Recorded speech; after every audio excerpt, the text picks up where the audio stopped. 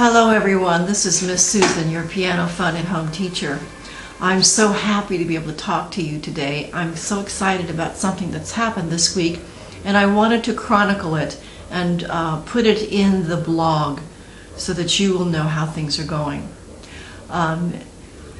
As you know, I am a piano teacher, and I got my first autistic student last year. And I went to the library and I went to the internet to research effective ways of teaching autistic and other special needs students. And what I found was a whole lot describing the problem and nothing describing the solution. I looked for ways to teach them anything, and I was especially interested in ways to teach them music. And I've come to the conclusion that nobody knows. So I thought, well, I'm going to start a website, and it will be a website of discovery and development, and the purpose of the website would be to chronicle my events with my autistic student that I'm going to call Amy, and see where this leads.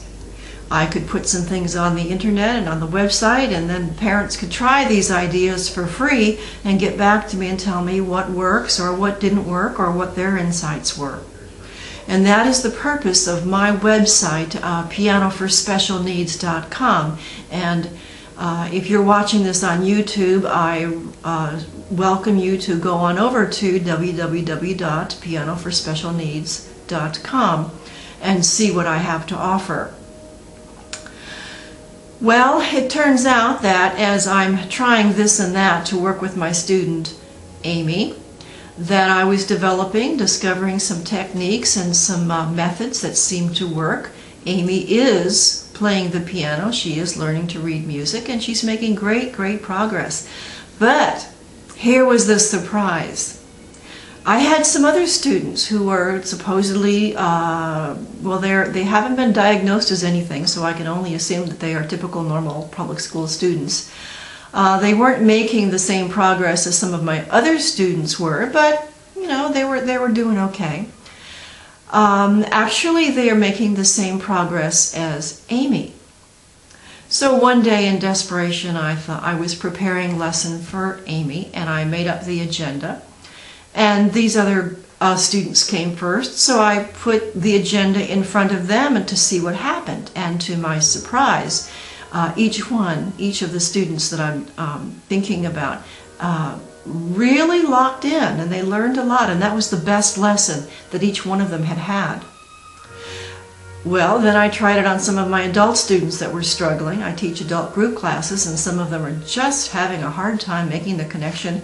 They can think it correctly, they know what's going on, but to get it to go from the brain or from the eyes that's looking at it on the paper, through the brain to the fingertips, was taking a very long time.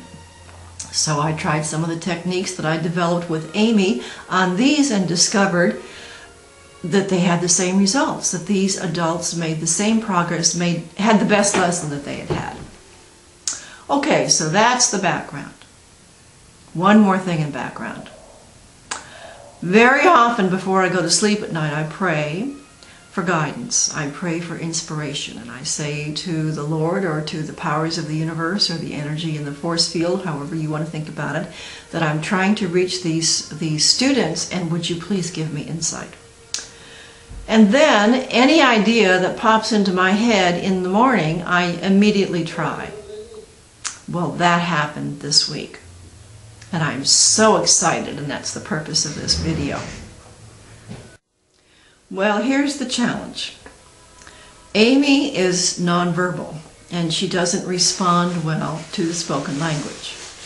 So my challenge as a teacher has been to guide her along her music development with using the minimal words, and the best lessons or the best segments of lessons use no words. Well, what we're doing with Amy now is we are teaching her. She's reading music off the staff. I call it off the lines and the spaces. Yes, the lines and the spaces. And I wanted her to learn this new piece of music. This is a version of Morning by Grieg. I'm sure that you all are familiar with that.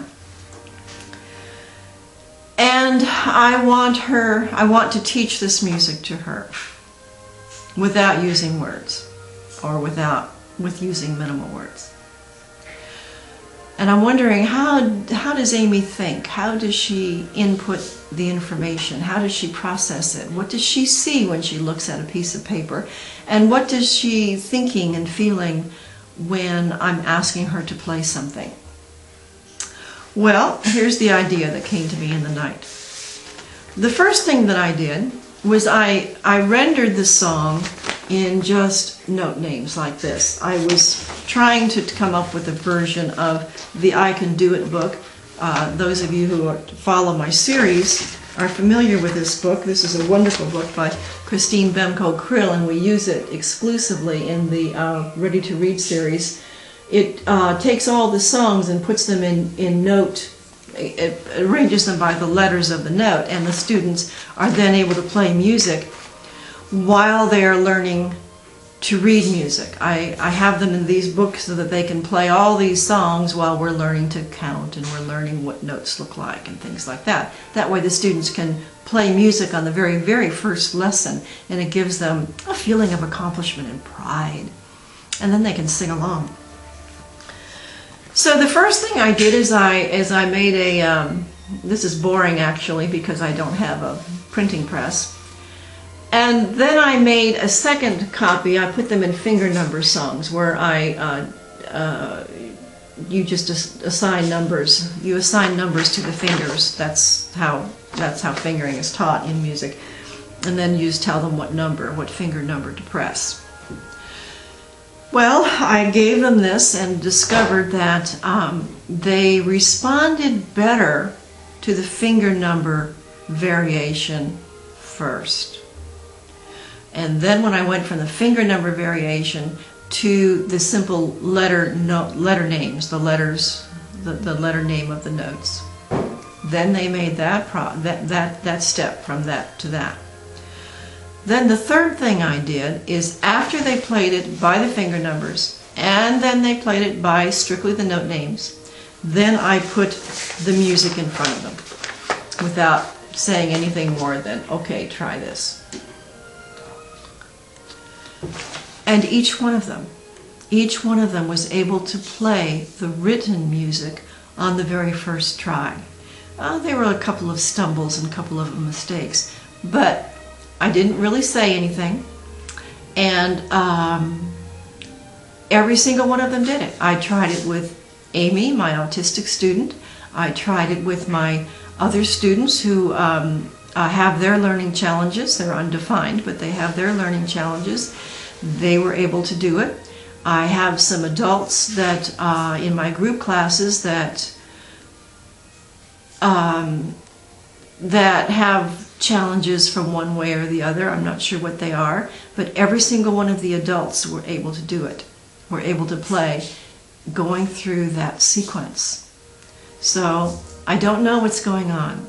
I don't know if it's the finger numbers, if it's the physical placement of the fingers, and if rendering that affects the brain. I don't know if it's the seeing of the letter notes, the letter names that's affecting the brain. But I've had 100% success with this particular tactic this week. And you can be sure that as I am writing the next series, which is the First Steps in Reading, that this will be one of the tactics and the methods that I use. I just had to share that with you. So this is Miss Susan, your Piano Fun at Home teacher, inviting you to check out the website, www.pianoforspecialneeds.com, and come back here on YouTube again and check out some more adventures developing piano lessons for the autistic and other special needs students. So thank you for listening, and I will talk to you next time. Bye-bye.